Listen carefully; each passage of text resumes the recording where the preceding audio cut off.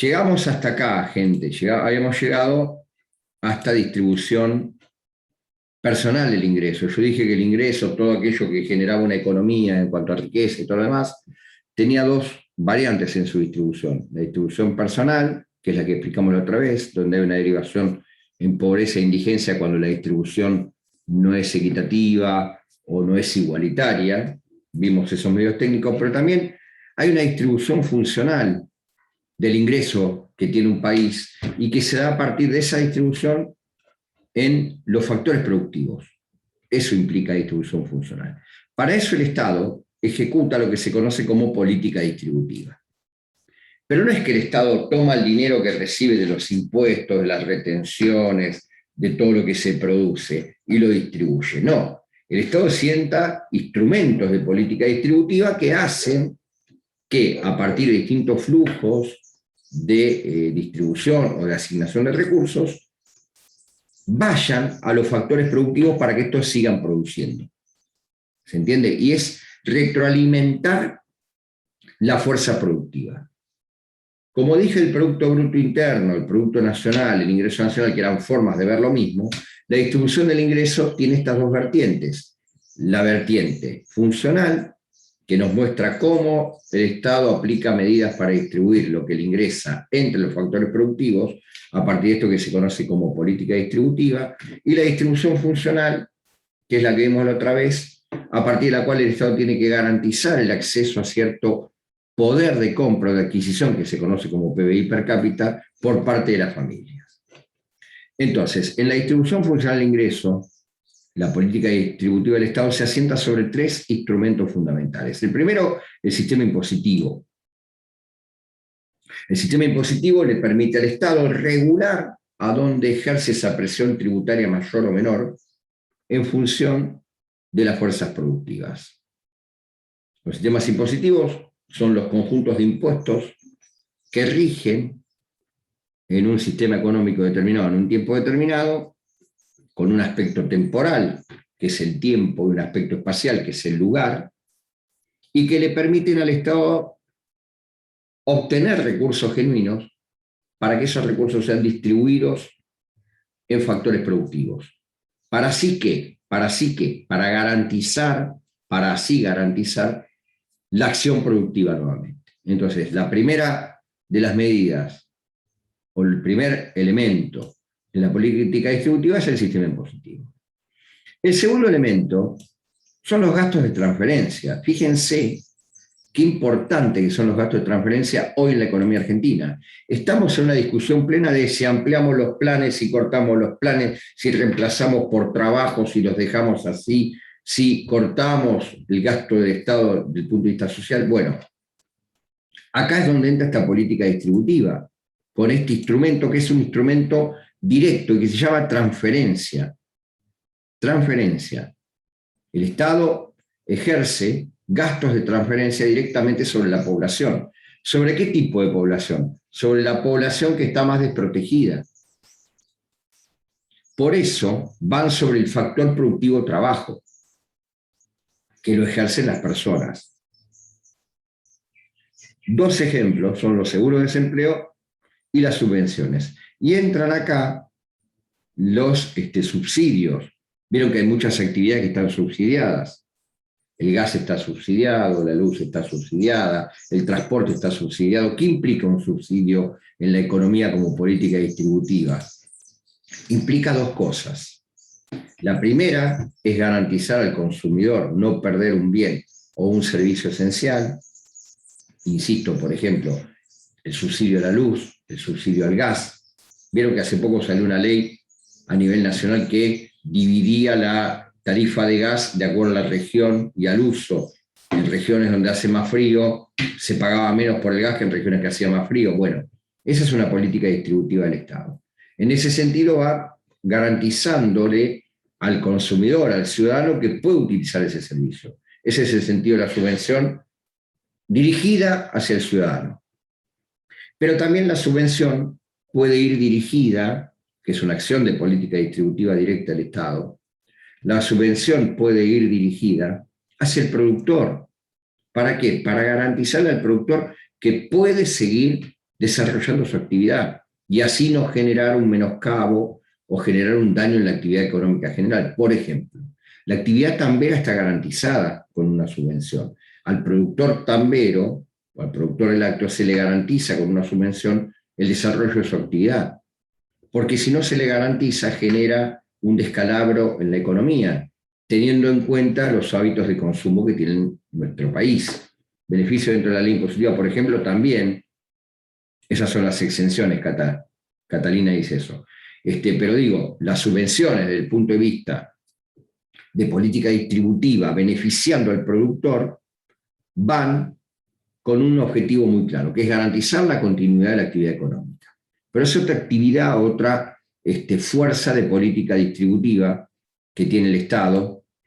En este caso es directa, porque es a partir de una subvención, y forma parte de los gastos de transferencia. Transferencia quiere decir que el Estado transfiere en distintos sectores de la actividad económica sus recursos para que la actividad siga funcionando. Por eso entra dentro de lo que se conoce distribución funcional de ingresos. Y la intervención en mecanismos de mercado, salario mínimo, limitaciones a los alquileres, es otra política distributiva que ayuda a la distribución funcional. Fíjense la nueva ley de alquileres, cómo funciona o cómo se ha establecido. Es para garantizar el mantenimiento del sector inmobiliario, que después vemos si los efectos son buenos o malos. Dicen que es muy mala la ley de alquileres, dicen que afecta mucho al locatario, porque le impone de golpe un aumento del 40% en la actualización de los precios locativos, pero bueno, son todas acciones del Estado que forman parte de esta política distributiva cuyo objetivo es generar una equidad desde el punto de vista de la distribución funcional. Ahora bien, usé la palabra equidad o usé la palabra equilibrio. Tanto cuando hablé de la curva de Lorenz, que hablé de la igualdad y la equidad en la distribución de los ingresos, como cuando hablé de la distribución funcional, que hablé de una política distributiva que tiene una característica que es buscar la igualdad en las actividades económicas y conseguir mecanismos de funcionamiento de la economía, usé la palabra equidad, que se corresponde con la palabra de equilibrio. Porque el objetivo fundamental, y esto nos volvemos a la bolilla 1, cuando hablamos de sistema económico, dijimos en aquel momento que el objetivo, profe, me avisó Luana, que tuvo, sí, creo que me había avisado que salir de la clase porque le anda mal el wifi, no importa, que no se preocupe, gracias Abril. Porque el objetivo, decía, del sistema económico, de la política económica, ¿se acuerdan cuando hablamos en la unidad 1? Decíamos que el objetivo era establecer un equilibrio entre las actividades económicas. El objetivo del sistema económico, de la actividad económica y de la ciencia económica es generar un equilibrio entre la producción, la distribución y el consumo. ¿Recuerdan esto cuando vimos la definición del sistema económico? Que hablamos del equilibrio. Bueno, ahora cabe la pregunta, ¿qué se entiende por equilibrio? ¿Cuándo una economía está equilibrada? ¿Cuándo hace el funcionamiento económico al equilibrio de la colectividad o del sistema económico? Bueno, hay dos grandes visiones. Está la visión desarrollada por los clásicos, que establecían un equilibrio en función de todo lo que veníamos viendo, ahora vamos a ver en esta diapositiva, y cuando el quiebre de la economía clásica, el quiebre de ese supuesto equilibrio se da con la crisis financiera de 1929, que genera una destrucción del aparato económico clásico, surge una nueva concepción del equilibrio con la teoría keynesiana, la teoría de Keynes, que hoy está muy vilipendiada por ciertos sectores de la economía. Lo habrán escuchado a Javier Milei, que le hablan de Keynes y se le ponen más parados los pelos de lo que lo tiene, pobre. Pero Javier Milei es un gran anti-keynesiano y tiene sus fundamentos.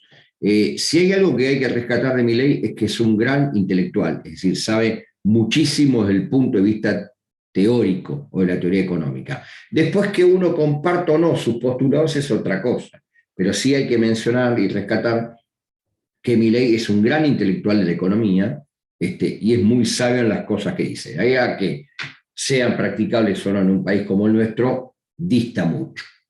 Pero bueno, hay una economía, hay un equilibrio de la economía antes de Keynes, que es el equilibrio económico clásico, y hay un equilibrio económico post-clásico, que es la economía de Keynes o el equilibrio keynesiano. ¿En dónde estriba la diferencia de estos dos? ¿En dónde estriba la diferencia de estos dos? Esto ya lo vimos, pero lo vamos a ver con mayor detenimiento en esta unidad. La mayor diferencia está dada por si interviene o no el Estado.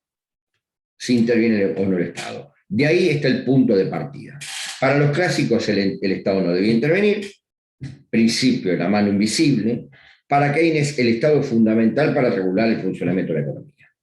En periodos de crisis y después desentenderse, pero sí es necesaria la mano del Estado.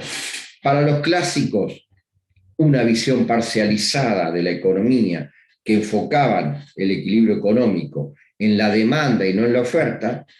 Para Keynes, una visión general de la economía que enfocaban o focalizaban el equilibrio en el funcionamiento de todo el aparato económico, no solo en la demanda o el consumo. Por eso hablamos de teoría general. Pero bueno, y el tercer gran punto que diferencia la economía clásica, o el equilibrio clásico, mejor dicho, del equilibrio keynesiano, es esto de la gran confluencia de igualdad en cuanto a la plena ocupación de todos los factores productivos. Para los clásicos, el equilibrio económico se alcanza o se logra cuando hay un pleno empleo de todos los factores productivos. Todos los factores productivos aportan en su funcionamiento una parte al equilibrio económico, a la distribución, a la producción, a la distribución y al consumo. Para Keynes, el equilibrio económico puede existir aún con desajustes temporarios de los factores productivos, sobre todo el empleo, el trabajo. Keynes dice que puede haber situaciones de crecimiento en la economía y por ende de equilibrio aún con desempleo o aún con ciertas situaciones de no empleo pleno de los factores productivos. Pero hace una aclaración. Esta situación de equilibrio con cierto desempleo de los factores productivos debe ser una situación transitoria. Si esa situación de transitoriedad se convierte en una situación de permanencia, ya entramos en un problema y el desequilibrio tan grande que lleva al desastre o a la caída del sistema económico, por más visión más liberal o menos liberal que uno tenga, por más intervención del Estado o menor intervención del Estado que uno proponga o no. Pero bueno, vamos a la guía para explicar todo esto que les estoy diciendo. Yo les dividí acá los puntos fundamentales de cada uno de las visiones teóricas del equilibrio económico. En esta tienen el equilibrio económico clásico y en la otra tienen, donde está el equilibrio económico keynesiano. Y van a ver las dos, desde el punto de vista, las pueden estudiar como una tabla, digamos, confrontada, es decir, como una tabla espejo con las distintas diferencias. Vamos al equilibrio económico clásico. Estoy siguiendo el programa, por eso les doy esto de esta manera. Equilibrio económico clásico. ¿Cuáles eran los puntos que se destacan en la economía clásica para decir que la economía está equilibrada, para que la producción, la distribución y el consumo sean una herramienta con engranajes que permitan un movimiento perfecto de las fuerzas económicas y no haya situaciones de desigualdad o de inequidad económica? ¿Cuánto falta? No me quiero ir, ¿no? Sí. Bueno, primera cuestión. Los clásicos hablaban del predominio de la oferta sobre la demanda. Fíjense que hoy se habla permanentemente de incentivar el consumo.